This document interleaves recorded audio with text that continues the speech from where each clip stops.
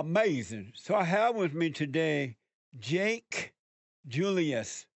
He is from Rattlesnake TV. And Jake, thank you so much for coming on. Jesse, it is an honor. Thank you for having me. You're welcome, man. I had no idea that you were familiar with us for so long. Mm. Yeah, no, I've been watching your channel for years. It's quite iconic, actually. I don't know if you look deep enough back into my channel, you'd notice that my very first few videos, every time I was referring to a beta male on my channel, I'd have you come in going beta. That's So you're amazing. featured very regularly on my channel. Wow, that's amazing. And so, are you a beta alpha? Well, I used to be a beta until I started boxing and until I started moving away from the life of atheism and sex, drugs, and rock and roll. Yeah. And then I've moved more towards the path of being an alpha. And Nice. someday I hope to be an alpha giga chad like you, Jesse. Right on. And so, did you face your mother yet? I've heard you talk about this before, and I'm not exactly sure what you mean by this. So I'm glad you brought this up. But my mum did a fantastic job of raising me. Uh, So I'm not 100% sure what you mean by that. So, if she did a fantastic job, why were you a beta at one time? Well, because my father died when I was younger. Uh, So when I was 19, and he got very sick when I was 14. My father was an alpha male. He right. was a veteran of the South African Army, used to do marathons every single year. And then I was on the straight and narrow. And then you know what happens when the father leaves the home, Jesse. Yeah, It goes downhill. that's right. And so, your mother made no mistakes with you. You didn't. She never got you angry.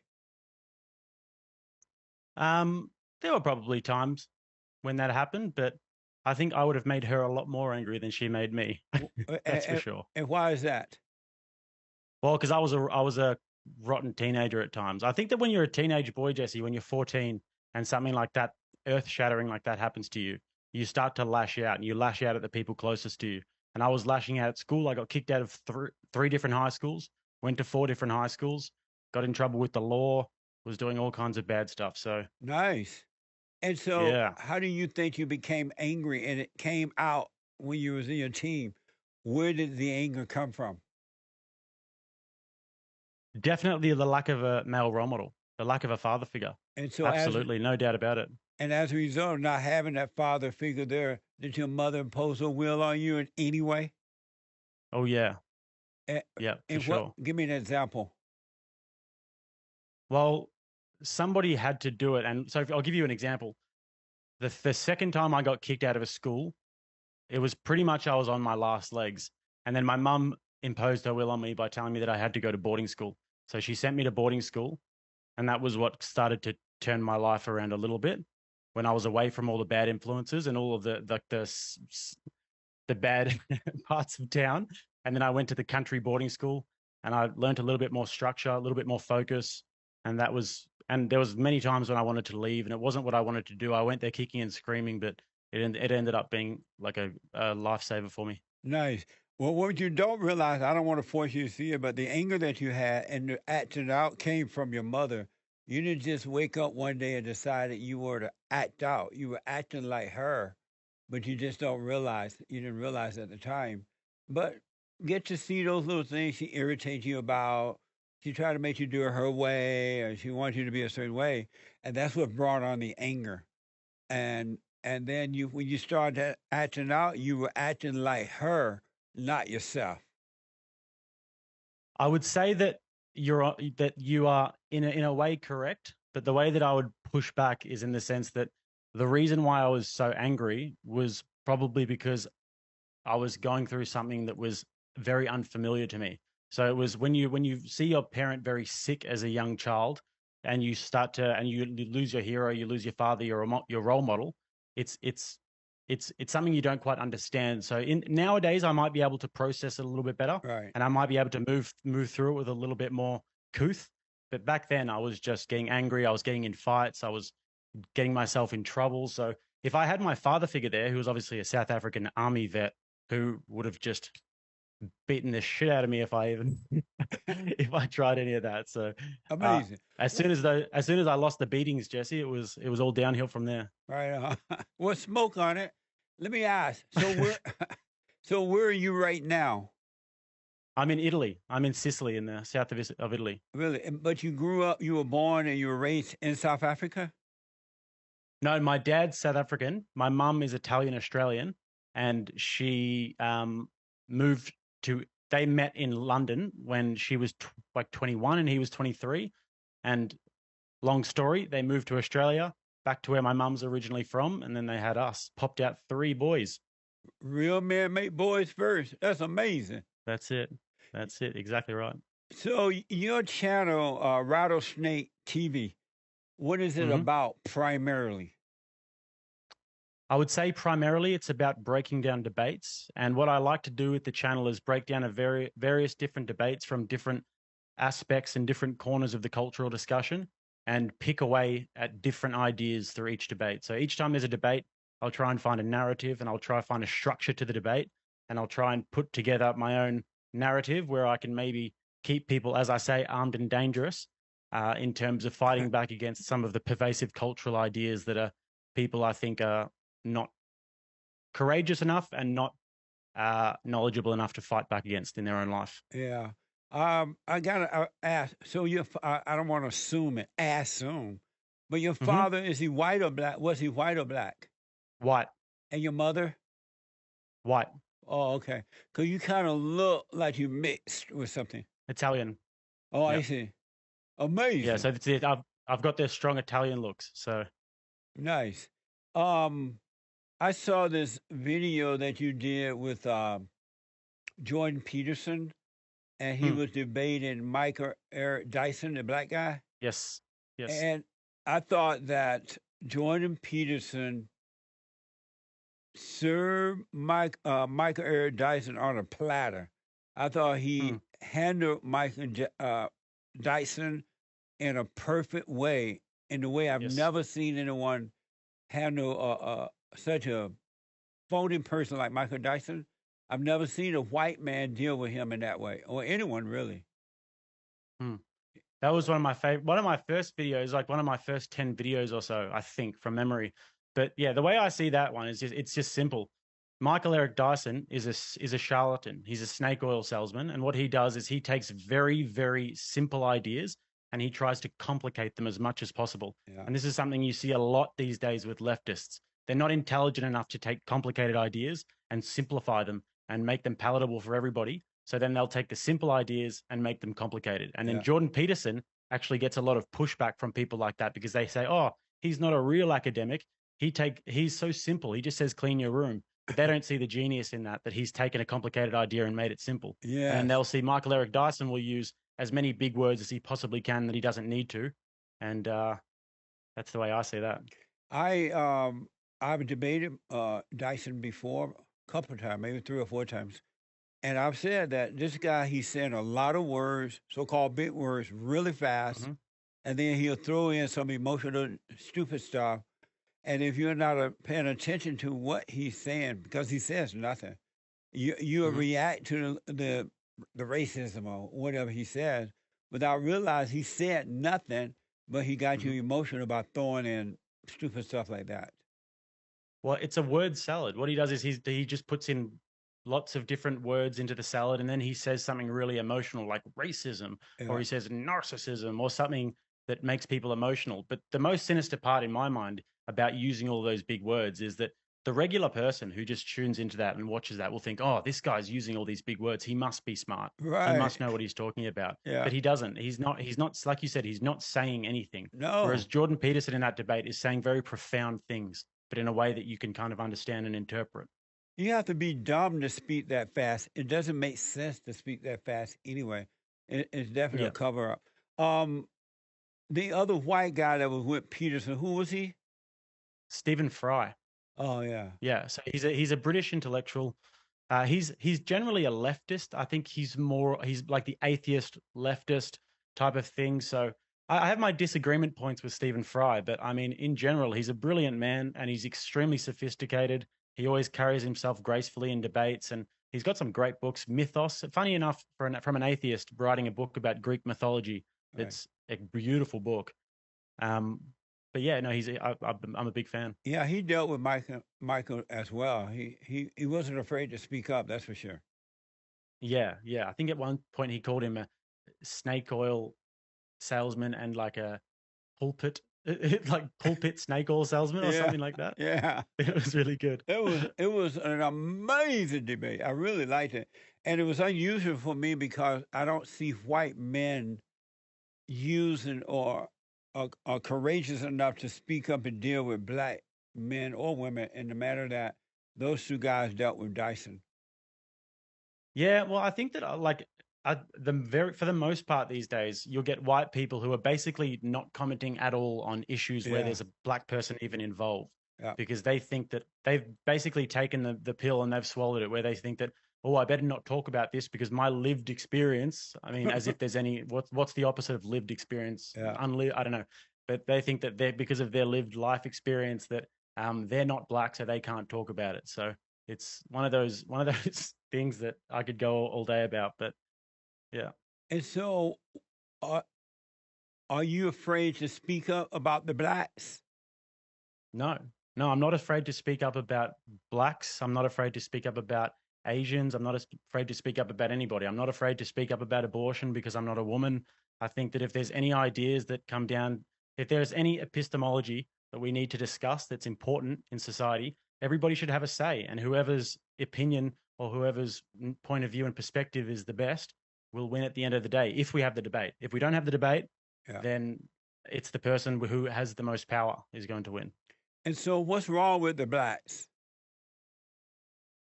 Well, I mean, it depends where you look, because I actually heard a comedian the other day say that, oh, the only blacks uh, are from Africa, so we don't need to call them African Americans because everybody knows that blacks are from Africa. I thought that was funny because there's a whole black culture in Australia as well, in terms of the Indigenous Australian culture, and then you've got like Papua New Guinea, and they've got blacks in Papua New Guinea, and then I'm in Italy right now, and you've got like a lot of African immigrants in Italy at the moment. So you'd have to say which blacks you mean by that.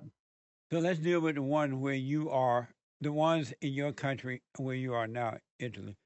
Do they love the Right. white So people?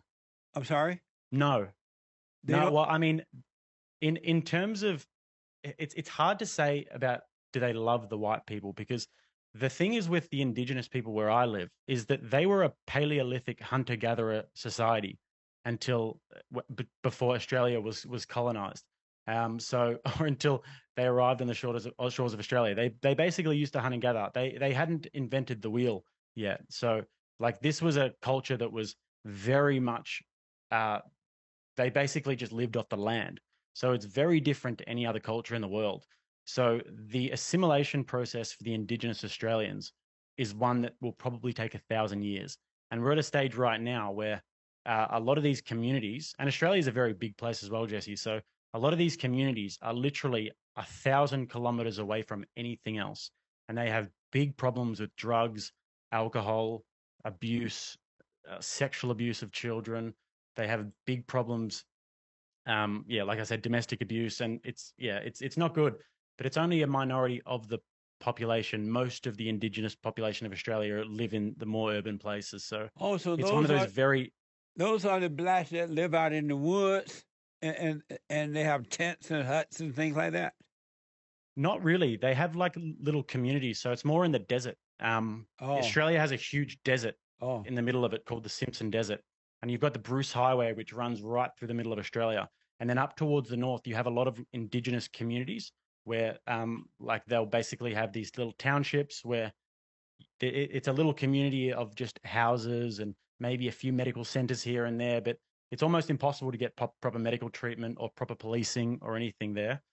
And in some of these communities, alcoholism is rife. And it's one of those issues that instead of tackling the actual problem, they're now trying to get like a council of people, of Indigenous people, to have a voice to Parliament, which means that anything that affects Indigenous people, they have a say over, which has its own problems. And then they're also trying to change the date of Australia Day, which is the equivalent to American Independence Day, because apparently it's not inclusive. So while they're all arguing about this, there's real problems happening, and it's the same as America. So and so what's wrong with those blacks over there that they're not innovated like the whites and they can't build and make things nice? Why can't they do it? Well, there are many of them who do it, but the ones in the community specifically, which is like a smaller population of them, the problem is that they don't have access to proper education.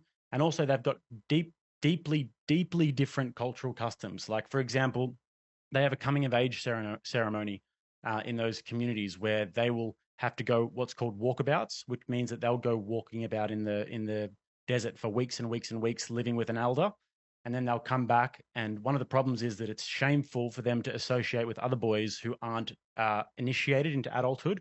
So then it's shameful for them to go to school. So they'll stop going to school. There was a survey done where only about 14% of them were going to school. 14% at all.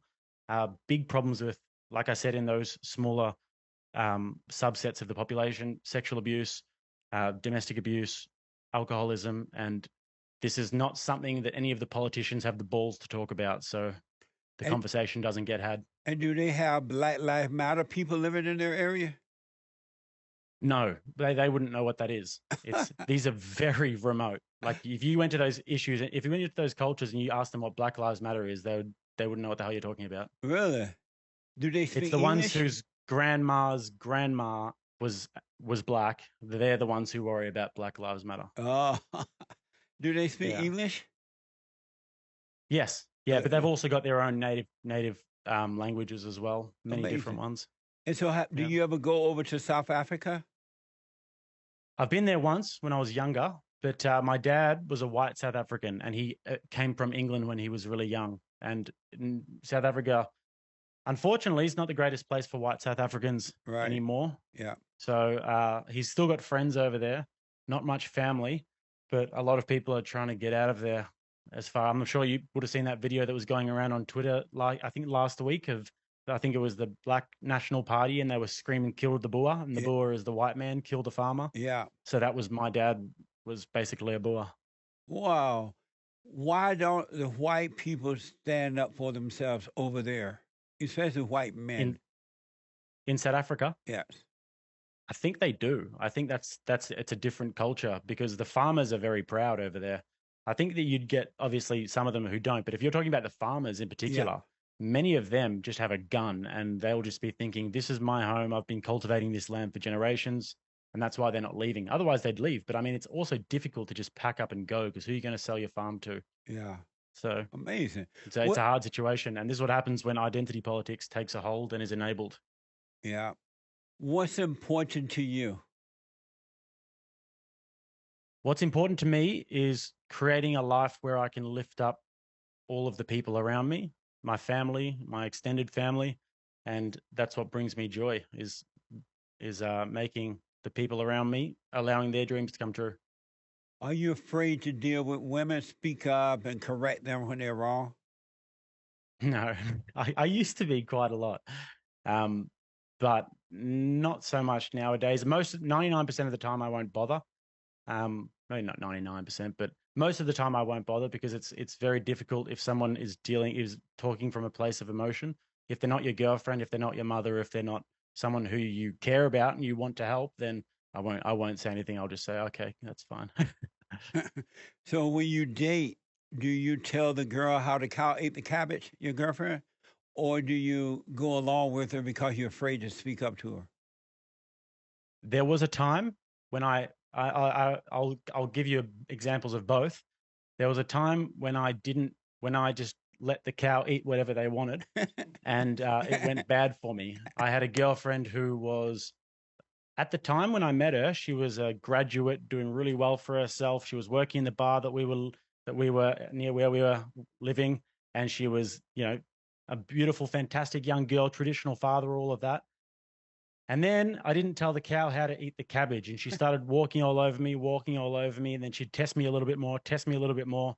And then before I knew it, she was out 4 times a week, putting things up her nose with her friends and getting all sorts of tattoos. And she just lacked that masculine influence that I should have given her. But then in relationships gone by recently, more so, yeah. There's no other way there, in my opinion. And I think that there's a lot of people on the internet today telling you how to do that. And I think a lot of them don't quite have the right idea, because I think that there's a big difference between a tyrant and a benevolent king. Yes. And I think that you have to be able to speak to women in a way that makes them want to respect and trust you and love you, rather than just speaking to them like you'd speak to a man with logic and facts.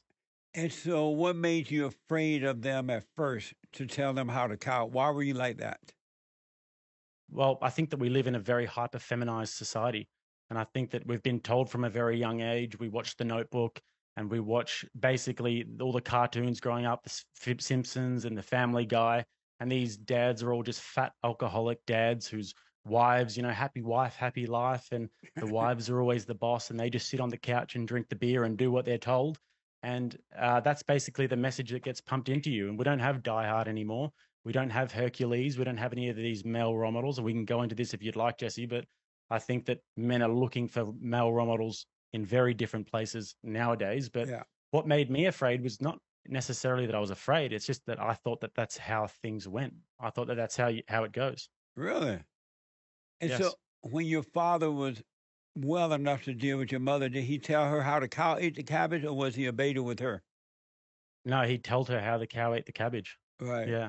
And when Yeah. you go ahead. Yeah.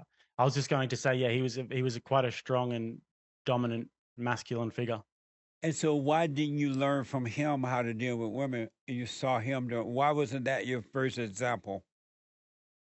Well, I think that one of the problems with that is that boys will often go to their mothers for advice about girls, and the mother will never tell you the truth when Yeah. it comes to giving advice about girls. And my mum and I'll tell her this now. I'll say to her, "You lied to me basically my whole life about how to treat girls." They'll say, "Oh, they just want a nice guy. They just want you to be nice to them all the time." And then I'll say, "Mum, I want to buy this girl flowers on the first date. Should I do it?" And she'll say, "Yeah." She'll say, "Yeah, do it." And whereas, a masculine role model when I started dating, if I had my dad around, would have told me, "No, son, you wait and you make her earn that." So Yeah. Amazing.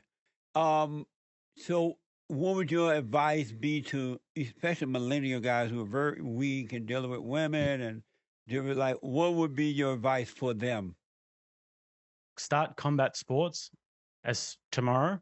If you're having any problem with self-confidence and if you're having any problem with how to carry yourself as a man and how to have respect for yourself, start a combat sports, learn how to fight and get in the ring as soon as possible and test yourself. And then you'll find that self-respect.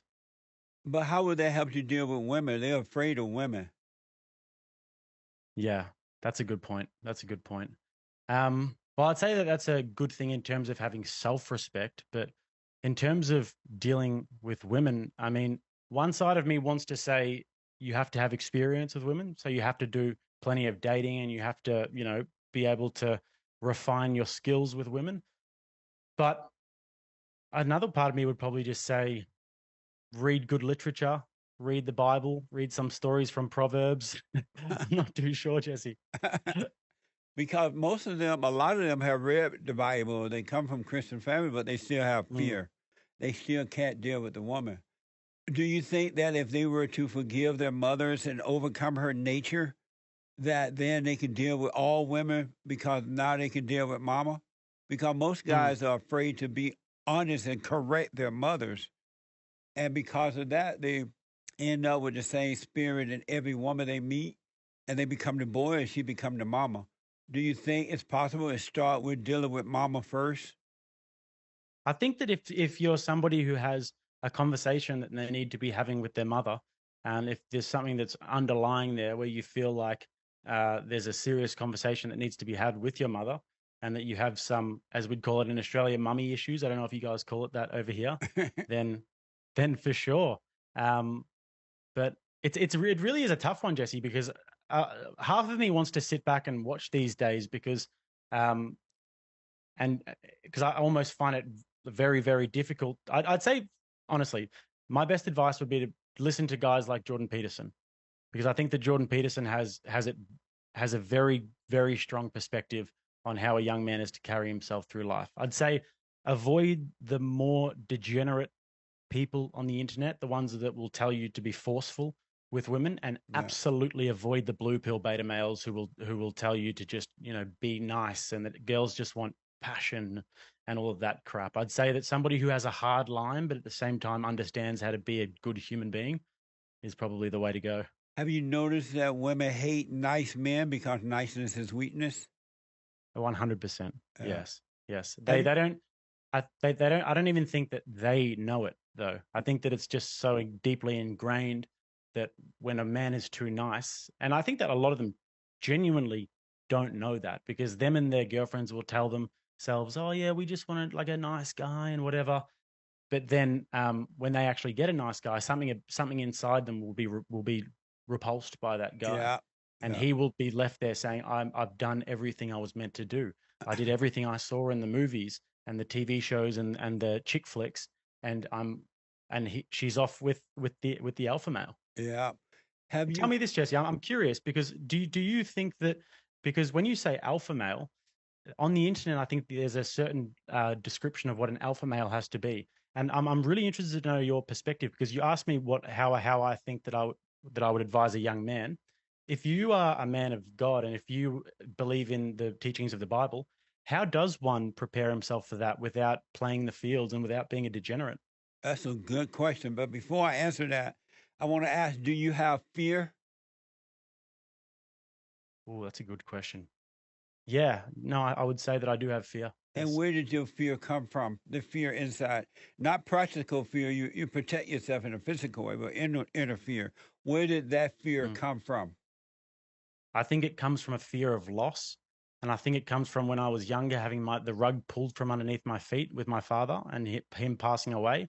Because I think that for a young man, when you lose your father, it's like losing the rock from your world. It's that anchor that guides you through life, and that person who can always keep the ship sailing in the right direction. So I lost that order in my life, and then I think that moving forward now, whenever I'm thinking about goals and aspirations, and whenever I'm uh, planning my life moving forward, I always have that deep fear of losing everything in the click of a fingers. Yeah. And do you have anger? Yes, yes. That's why I started boxing in the first place. I used to have terrible anger management issues, but I haven't been in a fight or anything in at least 7 years. So Well, have you noticed learning to box and fight did not take away the fear? You still have it. it not the inner fear, Right. but the practical fear. Yes, it took that Right. away. Yeah, but not But the the inner inner fear, fear. no, Yeah. no, that's a different thing. Yeah. Well, the way that a man, a male, a beta male become an alpha male, he has to Mm, overcome that female nature because the female nature is an abnormal nature for the male. It is the nature of his mother. She passed it mm, on to him when he was a child. She gave it to her daughters too, because the daughters are just like the mothers as well. But the man, in order to become an alpha male, you need a new nature, which is of God. Because anyone that has fear, and all men do and women, they have the nature of evil. It's the nature of the devil. Anyone that has anger is of their father, the devil, and you have fear, you have worries and doubts and insecurities and all that. But when you overcome that abnormal nature by forgiving your mother for imposing her will on you as a kid, then you would develop this new nature, which is of your God, your true Father. And in Him, there is no fear. And you would never have to worry about fear or anger again once you're born again of the new nature. And that's not going to happen until you forgive your mother for imposing her will on you as a kid. And you're talking about arriving at a place of perfect peace. You're talking about arriving at a state of nirvana. And you will have that when you forgive your mother. Because what people don't know is that the God above is the man's God, and the God below is the woman's God. Satan is the woman's God. And the reason she's so wicked, she has a wicked spirit of Satan. And she hates the image of God, which is the man. And she can't help even the mothers do it to their own children, their sons. She'll destroy you because she hates your nature. And it's not her, but it's the spirit in her. And if you look like your father, or if you're close to your father, you are the enemy of your mother. She hates you because you're close to your father, and she will try to destroy you to get you to recreate her image and turn you away from your father.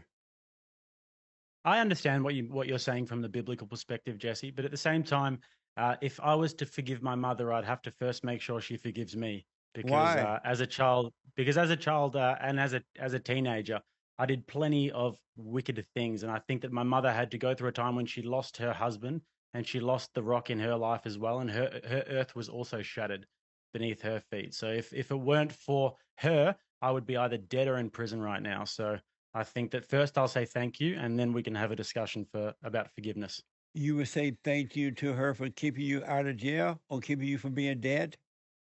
Yes. And how did she keep you alive?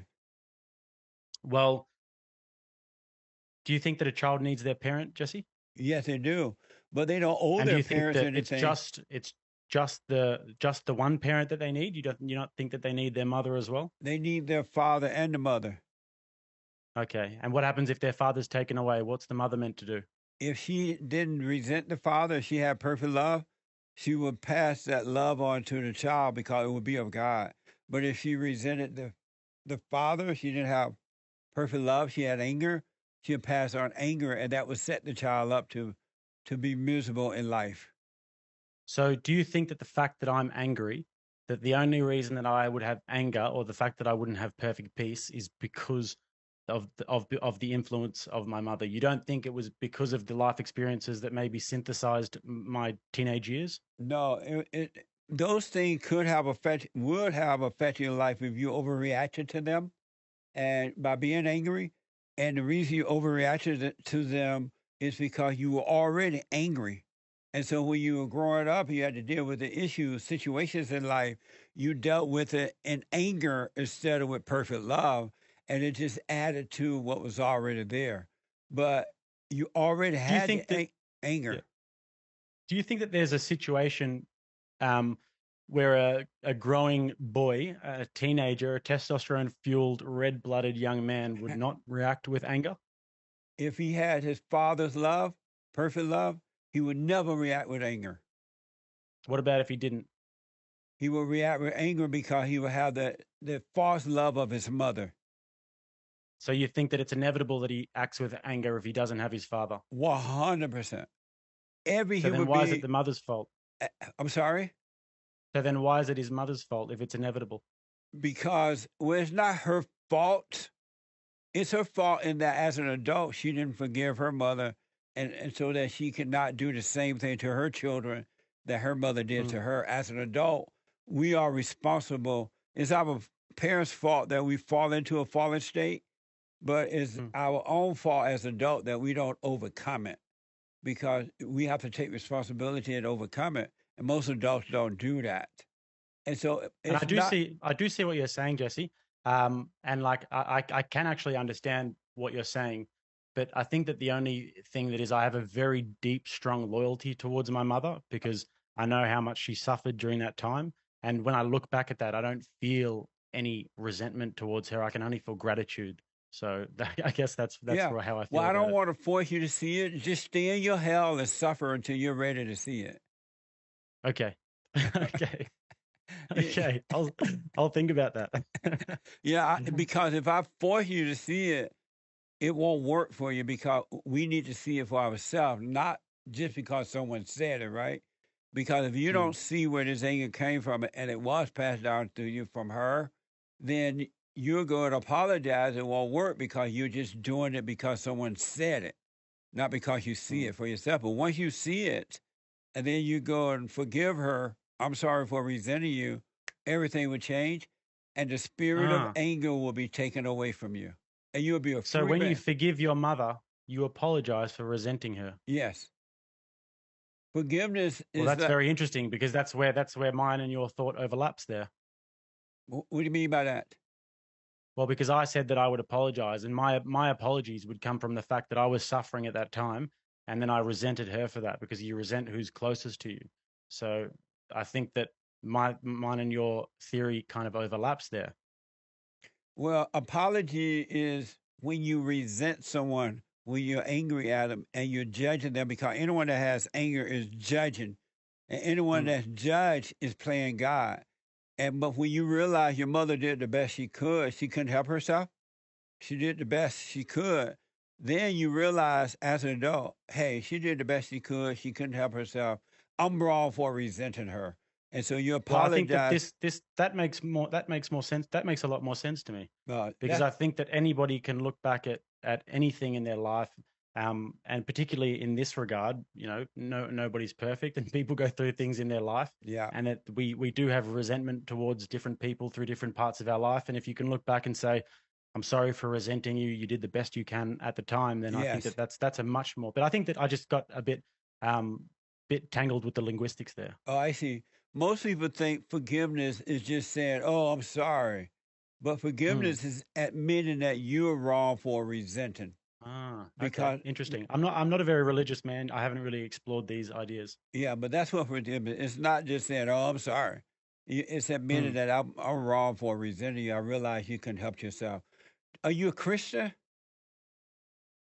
I used to be a real atheist, like a Christopher Hitchens YouTube watching atheist lover.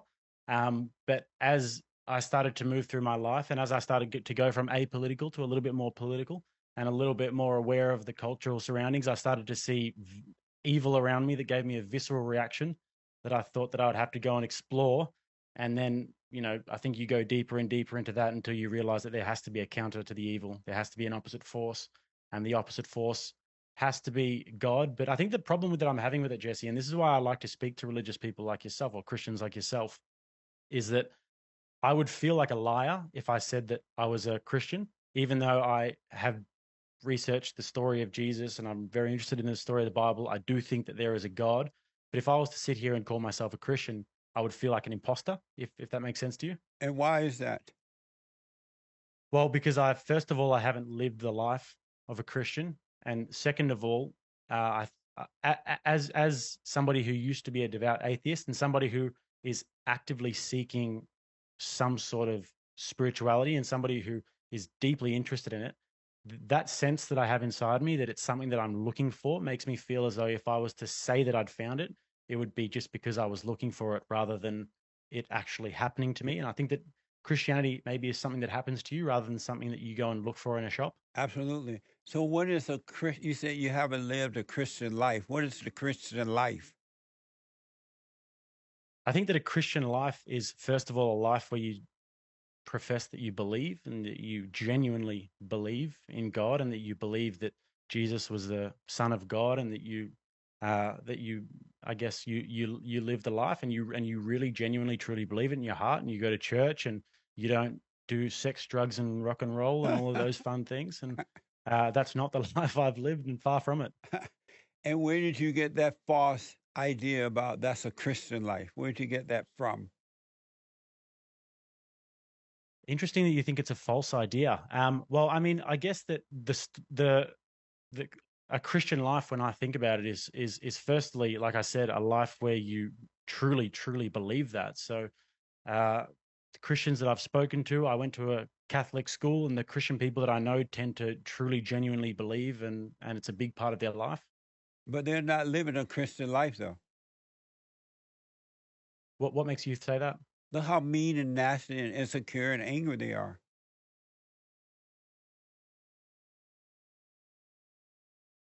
Have you Well, have you do you noticed think that? that that narrows? Do you think that that narrows your? Which Christians are you talking about? The ones that I know. everyone that have done what you Okay. say they have done, they're still miserable. They have fear. They still have anxiety. They have doubt. Mm, They still worry. They're angry. But okay. yet they have confessed Jesus. Right. Have you noticed That's that? very interesting. That's very interesting. Yes, yes. So you So, think you so think that why? it's a go no go on, No, Jay. finish your point. Go ahead. I was going to say, so you think that it's a fallen state in the sense that nobody is even close to the ideals that they are purporting to be close to, or nobody is really living the life of a Christian, Right? Have you but they say noticed they that? do. Because all the Christians who have gone down and confessed Jesus, it's not working, and they don't Mm. question that it's not work. It does not work. It's no I wonder think that you especially became in the West, no wonder that's you true. became an atheist.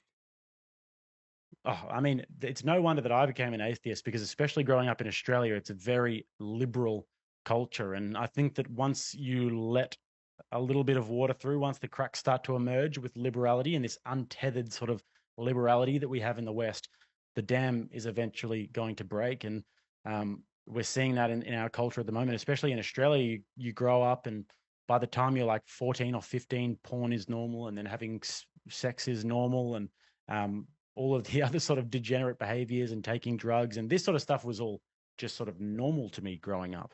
So I got to 25, 26, and then I've got to untangle all these ideas. And then I speak to somebody like you, and it gives me a different perspective on it all. But yeah, it's something that I've had to actively untangle as I've gotten older. May I tell you what is, to give you an idea of what it's like to live as a son of God? Yes, sir. I'd love to hear it. You got to completely let go. You got to let go of all your ideas about God, about yourself, about life itself. You got to let go and let life happen. And when your ideas have disappeared, you will become a son of God. You got to stop trying to make things happen and allow things to happen. And you shall know God. And it's not anyone that says they believe in God don't know him. They believe about him. And to believe about him is just an idea. And ideas all come from evil. It's an intellectual mindset that comes from the deceiver that made a home in your imagination and emotions. It's really fascinating to hear that. When you say let go and when you say just allow things to happen, I'm assuming that you mean like a life based on faith. How do you marry that with the idea of wanting to be productive and wanting to make a plan every day that you wake up and wanting to plan for the future? And where is the future? The future is what is going to happen. Where is it? Well, it doesn't exist right now. So how can you make plans for something that doesn't exist? So if I wanted to make plans to, well, I guess you can't really make plans for something that doesn't exist, but you can make some plans for something that hypothetically you think is going to exist. How can you do that? If it doesn't exist, how do you make plans for it? Well, then you can put steps in place today that you can physically do, and you can put them in place, and then down the line you can think that in this hypothetical place that we call the future, those plans will bear fruit. Have you ever done that? Yes. Have you noticed it did not work? I have noticed it did not work, and I have noticed it did work. So why do you keep doing the same thing over, knowing that it doesn't work? But you still didn't tell me where the future is located. Where is it? Well, I think that the future doesn't exist. So then why you keep trying to make plans for something that doesn't exist? Why not have a way to see and just live for now, right now? Right. It's No, quite that was a question. Yeah. No, I see what you're saying there. I think that as human beings, we have to make plans for the future. I don't see how you. But that doesn't make sense. You can live a life where you're not planning for the future. Why do you have to make plans for something that doesn't exist? Where did that idea come from? Well, don't you think living for now and living in the moment is just hedonistic? And don't you think that if I live for now and I live for the moment, then I would just turn this camera off and go and watch some porn and sniff some cocaine and just live for now, live for pleasure? No. Don't you want to build something for the future? Where are you getting that idea from? That's what it means. Where did that idea just come from? Well, I mean, if you live, so when I live for the future, what I mean by that is that I'm planning for something in the future where I can see there being meaning and purpose in my life. But I tend to think that people who live for now and people who live for the pleasure of right now and for the moment tend to want joy in this moment right now. Where did you get the idea of pleasure for the moment? Did I say that? No. Where did you get that from right now? My subconscious. I guess. It's a great question, Jesse. I mean, I'm not sure where that came from, but I guess probably the place that it came from was when I look around me and I see the people who I think are living for now and they're not planning for the future, and they're not trying to make something of themselves in the present so that they can be the best version of themselves in the future and achieve things in life. they tend to be living for what is right in front of their face. And I tend to think that that's quite unhealthy, but I think you and I have a very different interpretation of what living for now means. Do you find it interesting that when I said living in the present for now, you got this idea that it meant pleasure, it meant this and that, but you don't know where that came from, the idea came from?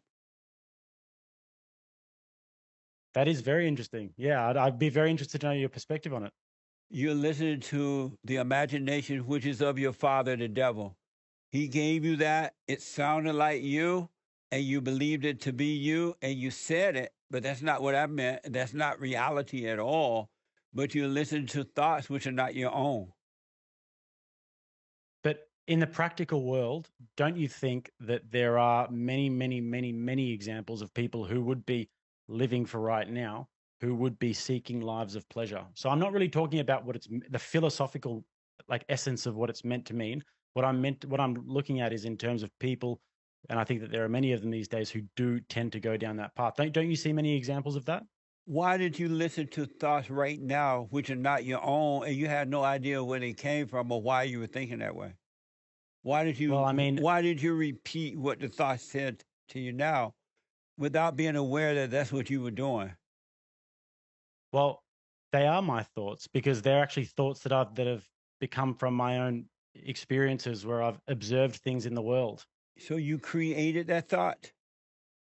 Well, well, you actually can't create thoughts, so that's another good point. We don't know where thoughts come from. And so why do you claim them as your own if you don't know where they come from? I think you got me. I think I was wrong about that. They're not my own. No, that was a question. Why did I claim them? Well, I guess in the moment I thought that they were my own thoughts. And why? Because the subjective life experience that led me to believe what I just said made me think that that train of thought was my very own. So now that you see that, what did you think about that right now? Well, well, what I think about it is that we don't know where thoughts come from. We actually are very, very unwise as to the nature of consciousness. So when you start paying attention to that and stop believing thoughts? Will I start paying attention to that and stop believing thoughts? That's a really, really good question. Yeah, that is something that I could work on. That's something that I should work on. If you want to be Definitely. free, you're going to have to stop doing that because you're listening to the devil. When you do that, he makes you think that it's you, they're yours, and then it's not. And forever you will suffer as long as you listen to thoughts. And when you say listen to thoughts, Jesse, would you consider yourself somebody who lives in the moment and doesn't listen to thoughts? Yes. Yes. I used to I lived in my Have a imagination thought for a come into long your head? time. How do you? I'm sorry? How do you interact with that thought when it comes into your head? Just let it pass, knowing that it's not me. Who would and just let it pass like watching a movie and just let it pass. But and so I'm sitting watching a movie and go from scene to scene and come to a commercial and come back. All I'm doing is observing and let it I think that's happen. really powerful. I'm I think that's sorry? really powerful. I think that's really powerful. Yeah. The ability to be able to do that. You Do you can think that the Gnostics, the modern day Gnostics and the mindfulness people and the atheists who talk about mind control are religious without knowing it? repeat that? Do you think the modern day Gnostics and the atheists who talk about like mind control and talk about mindfulness and all of that sort of thing, do you think that they are religious in nature but don't really know it? I'm not sure. I don't know enough about them to comment on that. So let me give you a quick example. There's a lot of people who really focus on things like yoga and mindfulness and meditation, but they're atheists, but they're spiritual, they'll call it. And they're all about mindfulness. And what you've just described to me actually really reminds me of what they say in terms of seeing thoughts, allowing them to pass by, recognizing them. And it's a very modern, you wouldn't consider it this, but it's been sort of repackaged in the modern atheist sort of yoga world. I'm just not. I'm gonna have to interview some so I can get a better understanding. So I'll look into that. I'm not sure about that. Mm-hmm. Let me ask: Sure. how do you think that you see what I'm saying? You saw that those thoughts. Once we had this, you saw that the thoughts were not your own. How were you able to see that? Well, I think it's a really, really deep, deep idea that you just brought up, because it's something that we all sort of battle with. I think that we all struggle with the anxiety of the future, and we all struggle with the depression of the past. Yeah. And all of these are just thoughts that are happening. And if we're living in the future or we're living in the past, then Yeah. it's quite like it is a hell to be in at times. And when I say that I'm building for the future, you might interpret it as, being in that constant state of anxiety where there's just thoughts Yeah. intruding on me the whole time. Does it make sense that those thoughts are not your own? I think that it's an interesting question, because when you say not your own, what else could they possibly be? Because they're manifesting themselves within me. So does that make them mine, or were they given to me? They are given to you, but not from God and not from you, from your father, the devil. And when you say the devil, do you mean? So I'm interested to know what you mean by this. Do you see the devil as like a sort of a being, or do you see the devil as the opposite to God, in something that's omnipotent or omniscient and that is just a force? He is a spiritual being, evil being, and he makes a home in your imagination. And all angry people and is living by that, and that's why they have fear, because that is the nature of their father, the devil. Hmm. I appreciate your honesty. And does it make sense? It does. Yeah, it And why does. does it make sense to you? Well, because I think that people look at God and they look at the devil and they look at these ideas of good and evil in many different ways. And I think that the way that you're looking at it in terms of God and in terms of the devil is in a way where, like you said, they make a home in one's mind. And if you're living by God, you're living in the moment and you're living your life with love and with perfect peace. But if you're living a life that is subordinate to the devil, then you're going to be having fear and anger. And I think that idea fundamentally makes sense. And it's the way that you So view can you the nature see of the that? universe. You can see that it makes sense. Hmm. What? And the reason that you can see it is God who's allowing you to see it. And that's the voice of God. He allows you to see. And the voice of the devil talk to you in your head about what's right, what's wrong, what's good, what's bad. This is that. He makes you judge yourself. And you've been listening to that voice. That's why you've been miserable. And boxing and getting a lot of money and women is not going to solve that problem. It's only going to end when you stop thinking. Hmm. Well, you're a wise man, Jesse, and you're a lot wiser than me. You've lived a longer life than me, so I think that I'd be wrong to challenge you on that, because obviously it's worked for you if you say that you've achieved perfect peace. Who would you be if you were to stop thinking? Stop thinking. Yes. Um, I think that I'd take issue with the idea of stopping thinking, because you need thinking to be able to put left foot in front of right and to be able to move through life. So I'd probably Well, I'm be not some sort talking of about brain dead. practical thinking, but who would you be if you were to stop thinking? A liberal. No, no, I'm joking. If I was to if I was to stop thinking, I think that I can tell what you mean by that, by the context of the conversation, in terms of stop having those intrusive thoughts. I think that I would be a person who was much less prone to fear and prone to fear of the future, and somebody who was much less, uh, much less prone to fear and negative neurotic emotions, I guess. Do you believe there is a past? You believe you have a past? Yes, And where is it? it's gone. It's not here anymore. It used to exist. So if it doesn't exist, why do you believe you have one? Because I lived it and I used to be there, and You it still exists in one's mind. you never lived the past and you will never live the future. Neither exists. When you were going through what happened, it happened then. And once it was done then, it was over. It existed no more, except an illusion of your imagination, which is given to you by thought, which is of your father, the devil. And So he keep do you reminding think you that so you can overreact to an illusion. hmm. So do you think that people who are dead exist? Do I think there exists? Do you think that they exist, people who have died? Without a doubt, but not in the physical. Right. Okay. So you think that in the spiritual. Without a doubt. So you don't have a past and you don't have a future. All you have is right now. And if you doubt me, give up thinking. Stop thinking as of right now. Let it all pass.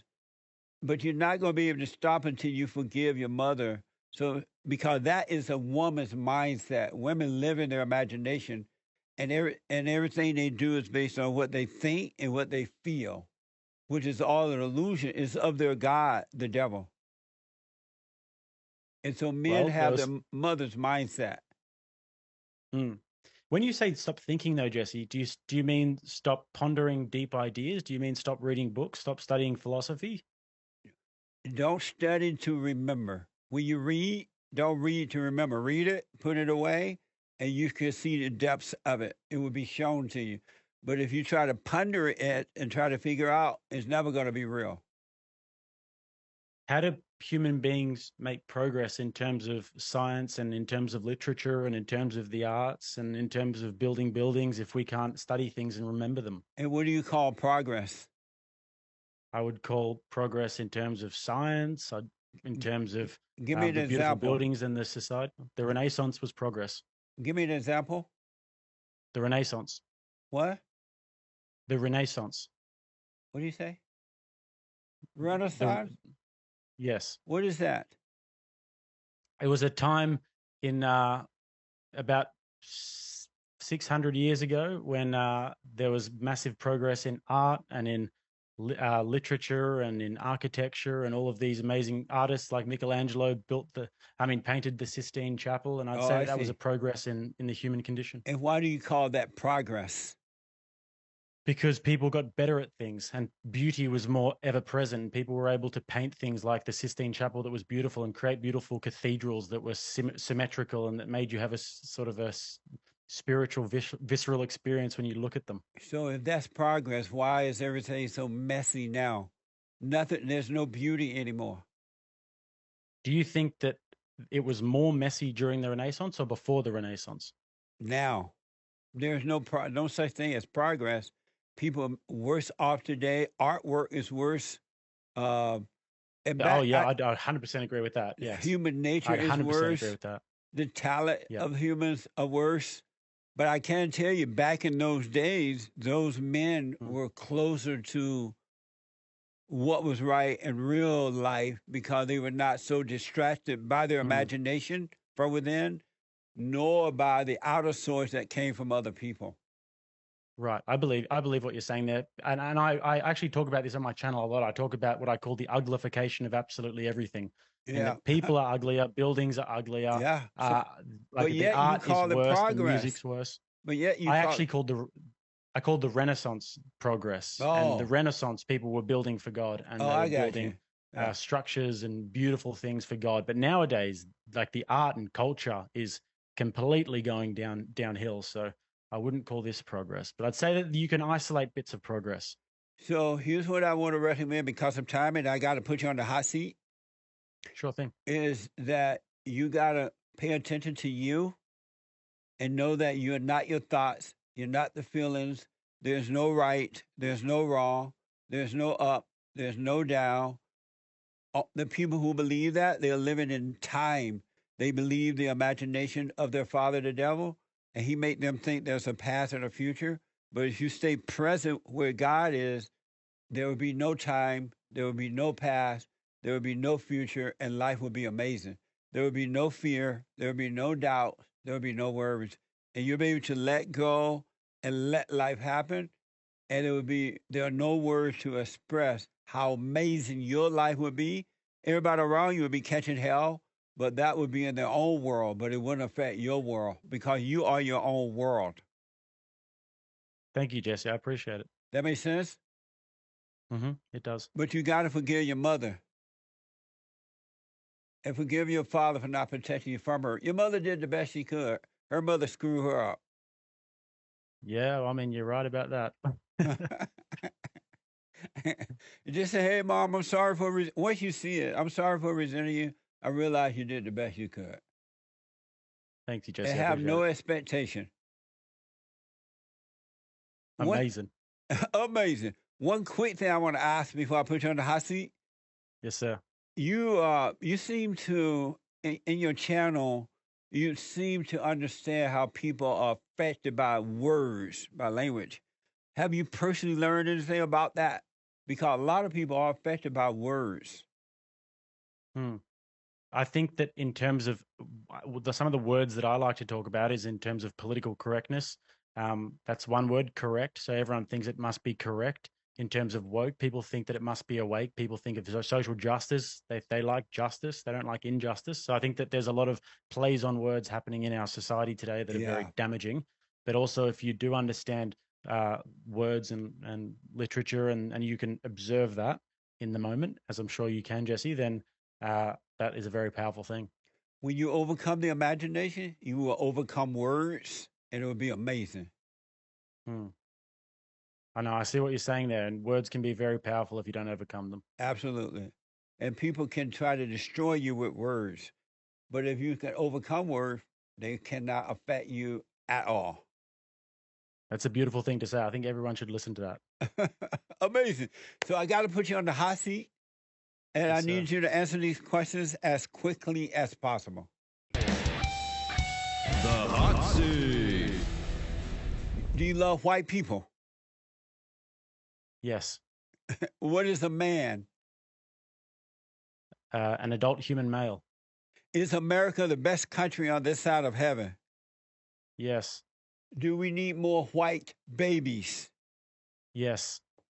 Who is better, Tyson Fury or Muhammad Ali? Muhammad Ali. Men who have tattooed beta males, No. beta or alpha? Alpha. Is the earth flat or round? Round. Do you believe in aliens? No.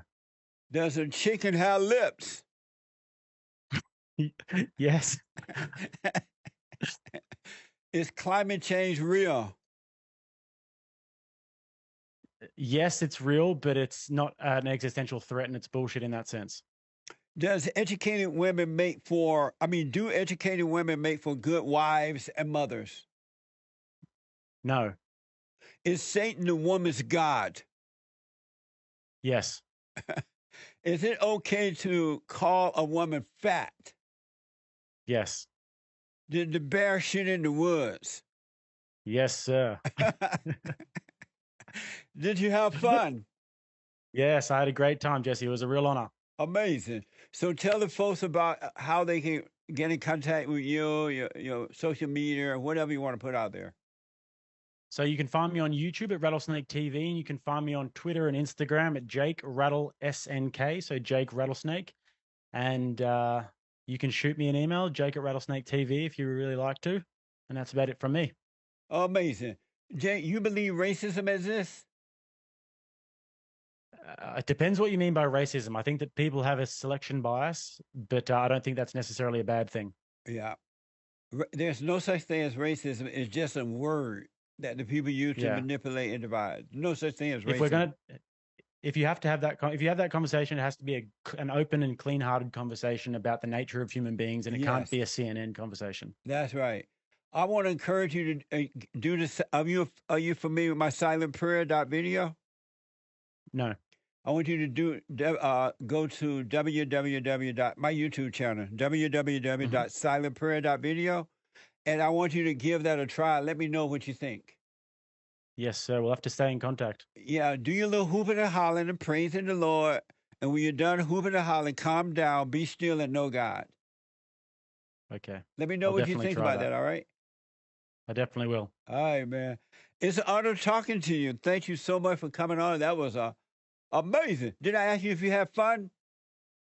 Yes, you did. I think it was amazing as well. I had a great time. I've been watching you for years, Jesse, so it was an absolute honor, and I'm thrilled to have done this. Thank you.